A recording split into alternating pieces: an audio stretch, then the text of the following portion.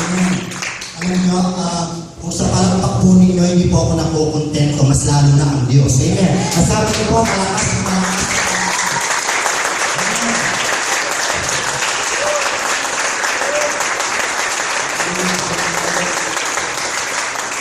Sino po ang nakakaranas na ngayon ang pag-alaman?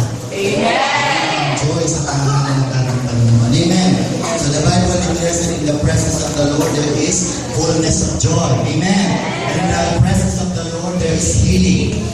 Not only physical healing, but emotional, amen, and even financial healing.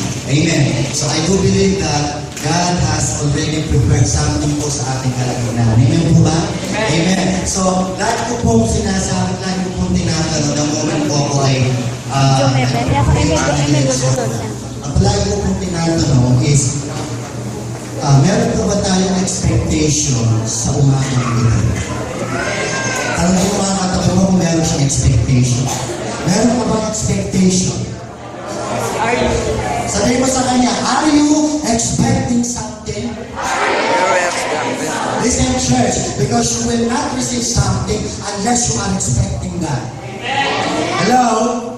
I always say that the moment na pumupunta ka sa church, you are not coming to church because you are obligated to come. No, you are not coming to church just because Pastor Jose told you to come to church. You are not coming to church because it is your responsibility to come to church. No, you are coming to church because you are expecting God to do something in your life. Amen po ba? Hindi ka pumupunta dito para makita mo ang crush mo. Hindi ka pumupunta dito para makita mo yung, okay, nagtumando na tayo para makasama natin ang bawat isa. But the real thing is this church. Pumupunta tayo dito because we want to experience it. Yeah. I always say that kapag hindi mo naranasan ang presence ni Lord, pumasok ka dito the same person. Lalabas ka the same person. Now, are you ready to experience that this morning? I said, are you ready to experience that this morning? Amen. Amen. Amen. Bigyan natin palakpakan si Lord.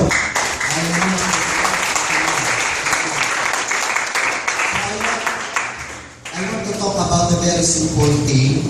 Ang pamulat po ng ating topic ay, are you unexpected? So nagtatanong po ngayon ako, nagtatanong si Lord, are you unexpected? Amen. Meron ka bang in-expect? Ngayong umaga lang. Amen. Are you unexpected? Experiencing God to meet our expectation. Tayo po ba, siguro personally meron tayong mga expectations sa life. Siguro meron tayong expectation na makapag-aral o mag-aaral o makatapos ng pag-aaral. Siguro meron tayong expectation na lumago ang ating business. Siguro meron tayong expectation na umayos ang ating family. Siguro meron tayong expectation na tayo ay ma-promote sa trabaho. Amen po ba? So sino pong ganon? Siguro meron tayong expectation sa mga yun na sagutin tayo ng mga nililigawan natin. Amen po ba? So, sa atin, kapag hindi namin ang ating expectation, ano nangyayari sa atin? Nagiging dismayado tayo. Tama po ba? Hello? Halimbawa, nag-promise ang isang tao, and then hindi niya tinupad ang kanyang promise, anong mangyayari sa iyo? Magiging malungkot ka, magiging madismayado ka, at magiging galanta sa taong yun. Bakit? Kasi hindi niya tinupad ang kanyang promise. Always remember na kapag nag-promise tayo, we need to do it. Because it is a covenant between you at saka yung tao. Amen. Pag the good news here, tamang-tama po yung ating pinanta na ang pangako ng Diyos ay mangyayari at mangyayari at mangyayari at mangyayari po sa buhay natin. Kapag nangako si Lord, Lord ay kanyang tutupad. Amen po ba? Kaya meron tayong expectation kay Lord. At sa akin ng Bible, don't believe man. Because man will fail you.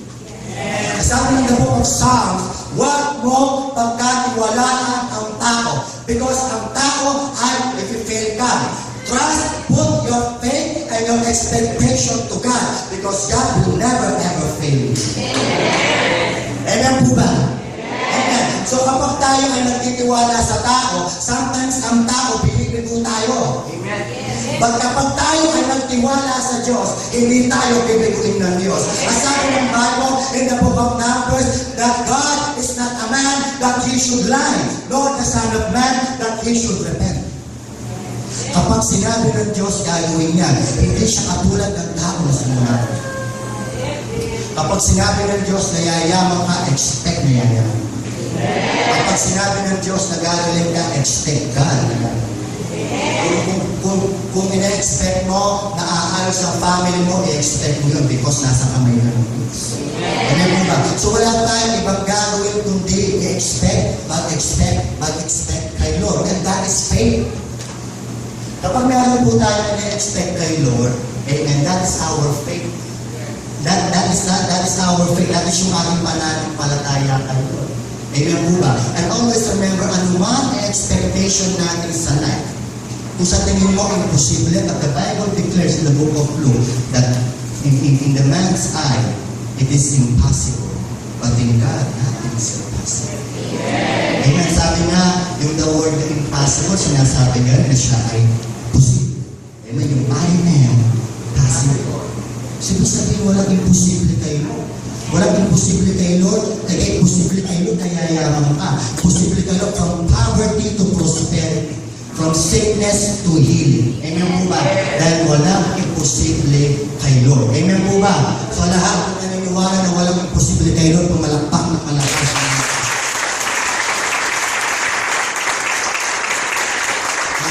Let's open our Bible in the book of Psalm 62, verse 5. And basahin natin siya sa King James. Okay? Psalm 62, verse 5.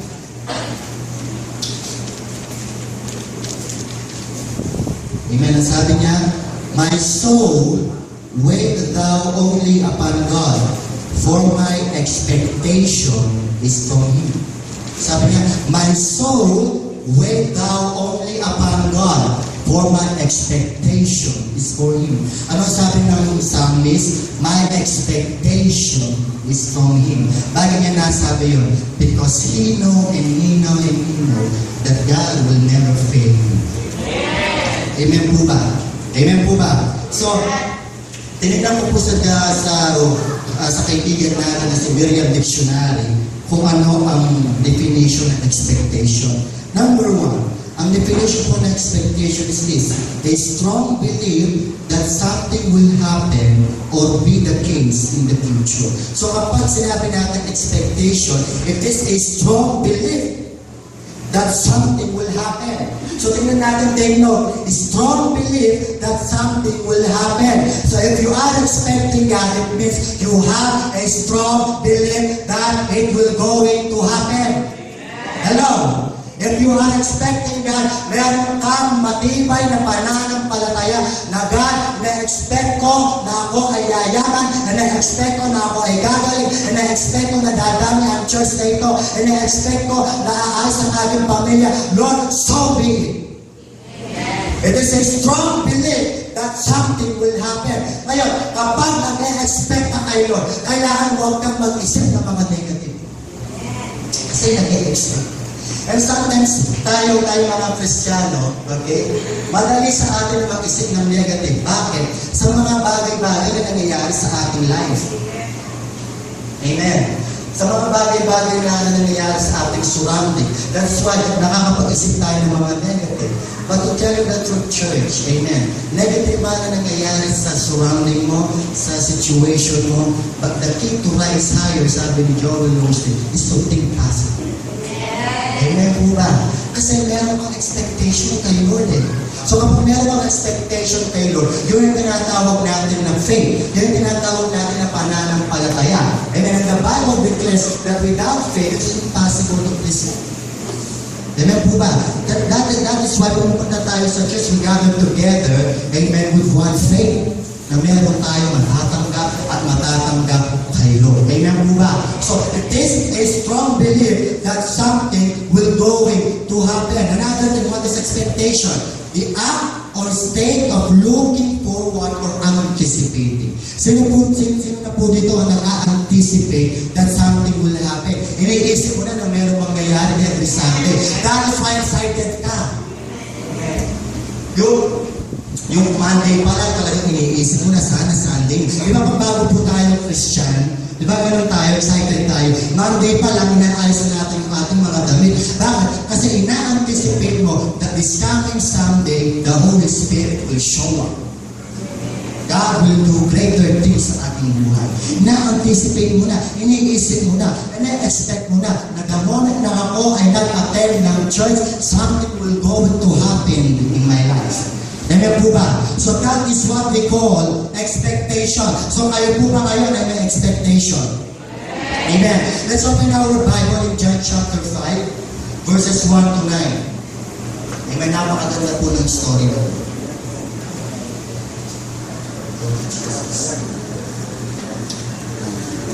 John chapter 5, verse 1 to 9. Napakaganda po niya sa kainan.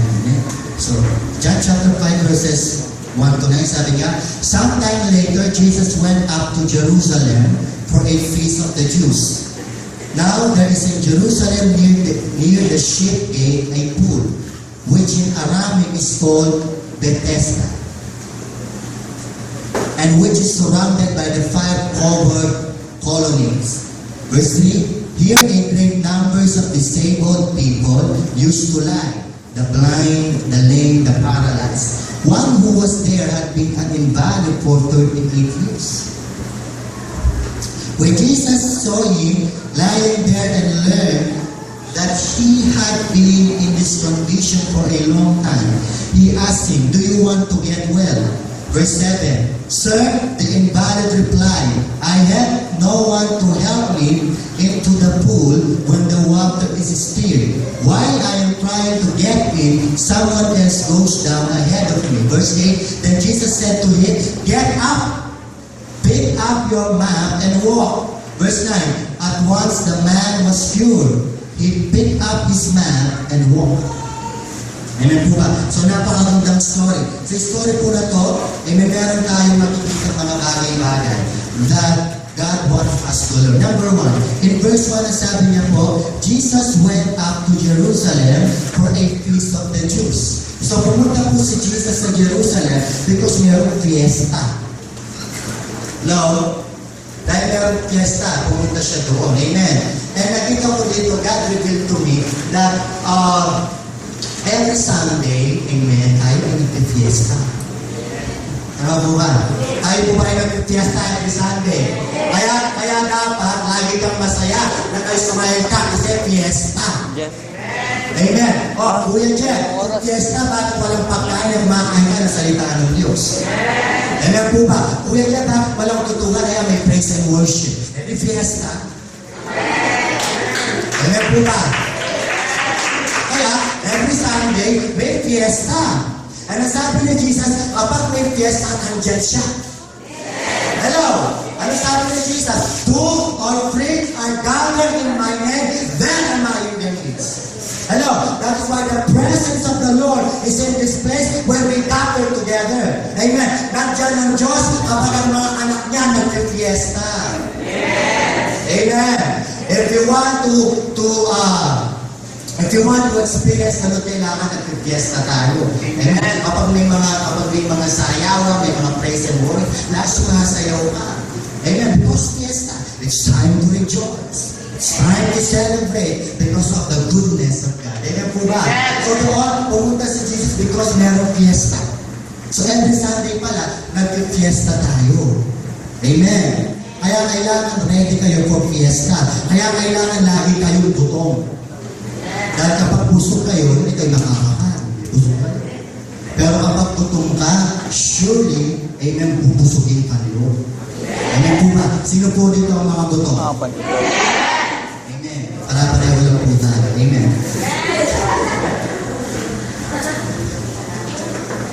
Verse 3. Okay. In verse 3, makikita po natin, napunta ako sa John. Okay, verse 3. Sabi niya, here a great number of disabled people used to lie, the blind, the lame, the paralyzed. So doon sa pinuntahan ni Jesus, ang sabi ng Bible, meron mga may sakit, blind, amen, the lame, and the paralyzed. Amen po ba? So sabi ko kanina, nung pinag-aaralan ko to, Lord, paano ko ba